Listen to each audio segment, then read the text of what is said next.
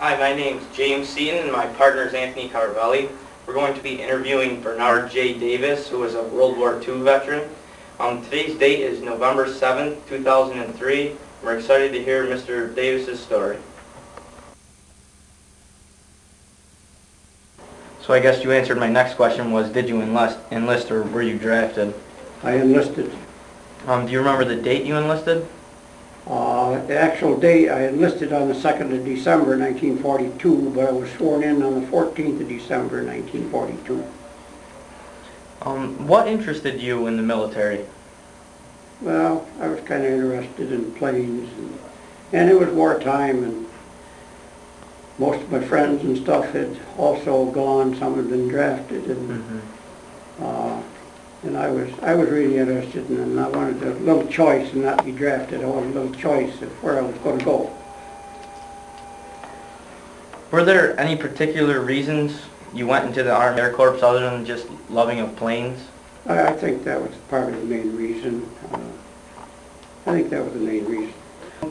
Before the war, had you had any other family members, like an uncle or grandfather that were in the service? I had a brother that had the very first draft number, and he went in 1940. He had number 156 in the draft board, and he went in 1940. Well, we could consider that luck or unlucky. What was the highest rank you earned? I was a PFC. What did the duties of a private first class entail? Well, you were a little better than a private. The pay was a few dollars more, but I was put in for more, but never received it. So, but it was no big deal.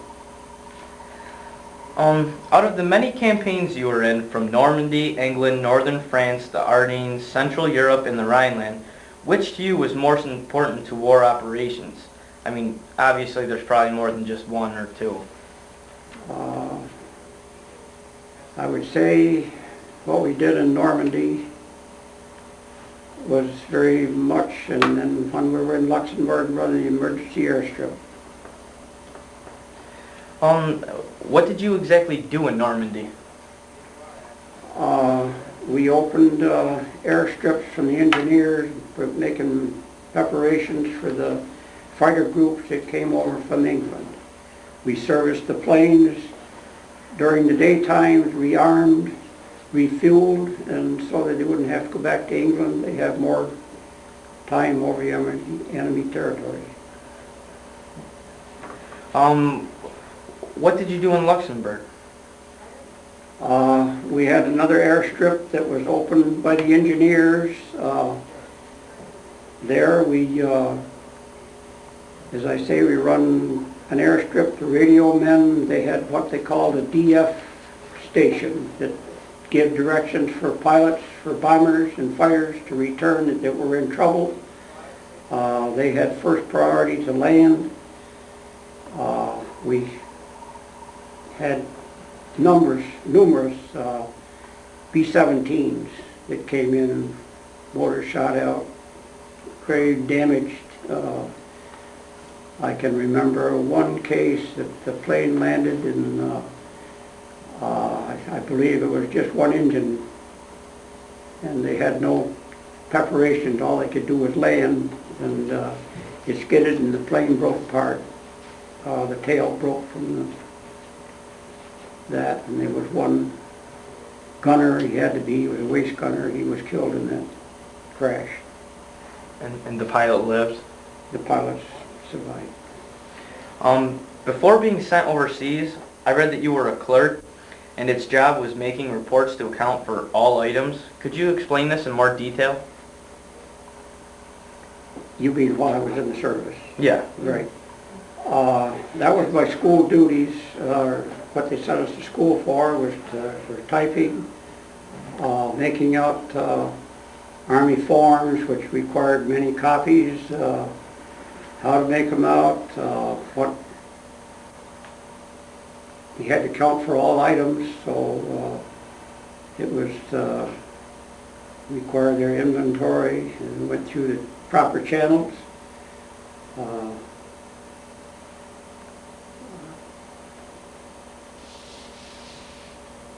Other than that, was ordered supplies for aircraft parts and like that. How long did you have to go to school for this? We went for 8 weeks. 8 weeks. You wrote that you entered England D9 and you were within artillery range of the enemy. How much of a threat did this artillery bring to you and your unit? Considerable. We had just one Purple Heart. We were very fortunate. My section was in an apple orchard which was surrounded by hedgerows. We had dug our foxholes in hedgerows down, and fighter groups personnel were stationed just over the other hedgerow, and that's where they had some injured, and I believe there was 2 or 3 killed from artillery fire. About how far do you think they were away? The other group? Yeah, the artillery that was bombing you. Oh, I would say a mile. When your unit captured a pilot who had bailed out on his plane and the plane had hit the mail center and offices, what kind of effect did it have on your unit? Well, they were, I think maybe the first impression was they were scared, but still they give and by the way, the pilot was very young. I wouldn't say he was more than 16. And they treated him with respect, and the medics were right there to aid him from our outfit, from the moment he hit the ground. When it crashed into your buildings, did it hurt at all your communications, or was it just sort of a mental? No, just you wrote that many times your unit was bombed, and also at many different places.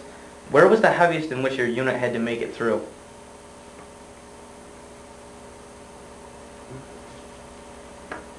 I believe probably the shelling, probably the others were,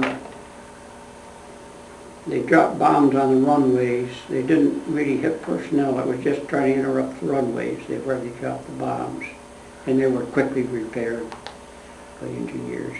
How long after a bombing that totally annihilated a runway, how long do you think it would take you for your unit to rebuild one of those? The engineers were nearby, and they had an operation within hours. Wow. When on a mission, during artillery fire and the bombing, did your training keep you away from the human instinct of being scared at all? No.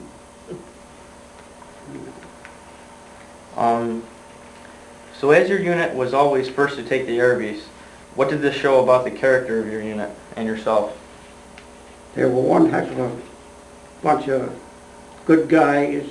They were there for duty, and they performed it well. And I'm sure if they could totally reconstruct an airbase in hours.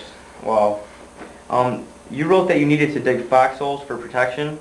Were you alone in these holes, or were there 2 men per hole or such? My unit were they dug their own, and because we had to, at this one base, we had to sleep in the foxhole and the whole business, and they did make some real elaborate ones. The guys filled sandbags and rounded them up over, and even put sandbags over they found material, and probably 2 or 3 stayed in one. But mine was just, they were all personal. There was only 6 men in my section, and we were separated most of the time because of our duties as getting supplies and stuff as mechanics. How did your unit patrol the perimeters of these bases to make sure there wasn't any intrusion? We served guard duty. Of course, there was always other units around, but we stood guard. Well, It depended on, most of them were 6-hour shifts, but when we got into others were 2-hour shifts, double guards. While being overseas, did you have any thoughts about returning home? Or was your mind strictly on the war until it was over? Well, I think returning home is always in everybody's mind, but Yeah. We had no idea when it would be. Did you receive mail, or could you send mail home the entire time you were there? Absolutely. How long did it take for once you wrote a letter to receive one back?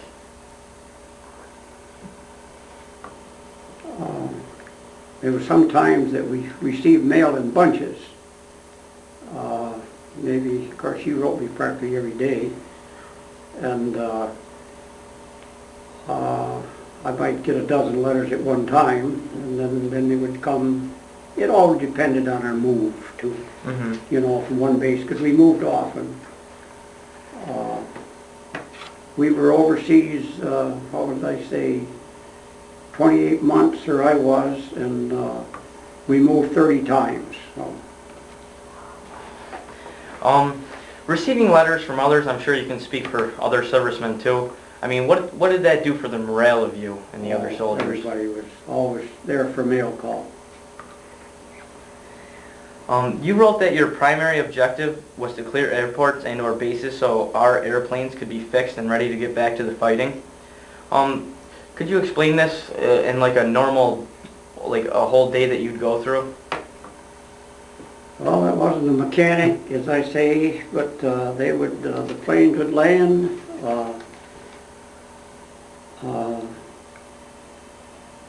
Probably the armor. The first thing was refueling.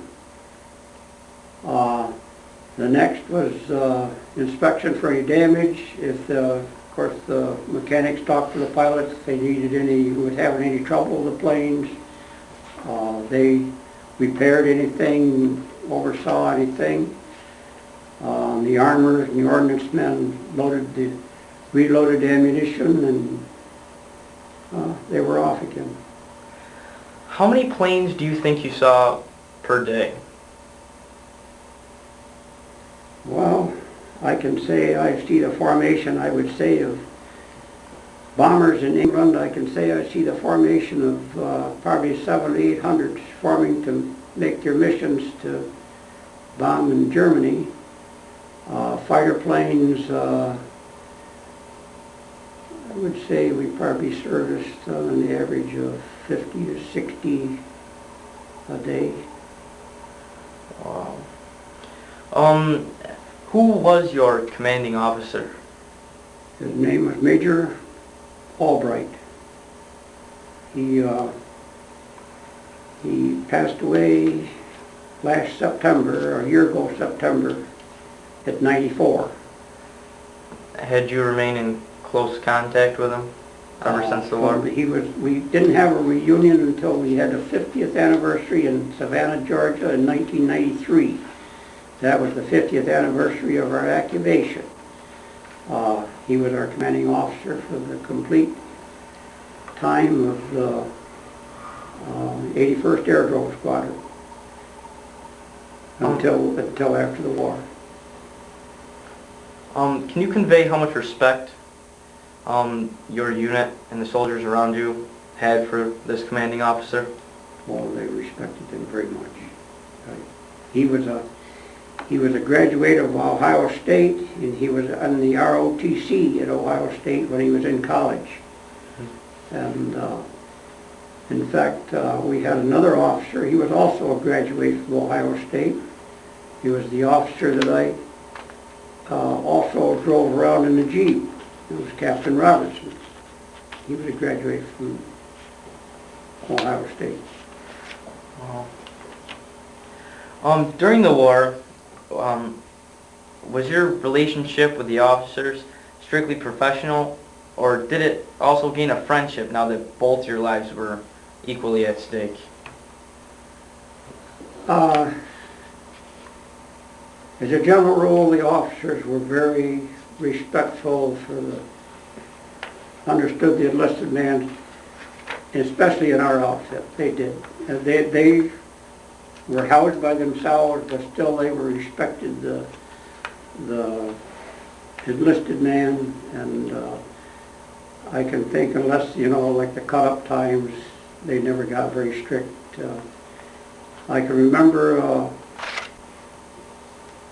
the winter of 1944, my Captain Robson, which he was the captain of our section, he was also the transportation officer, coming to our tent on Christmas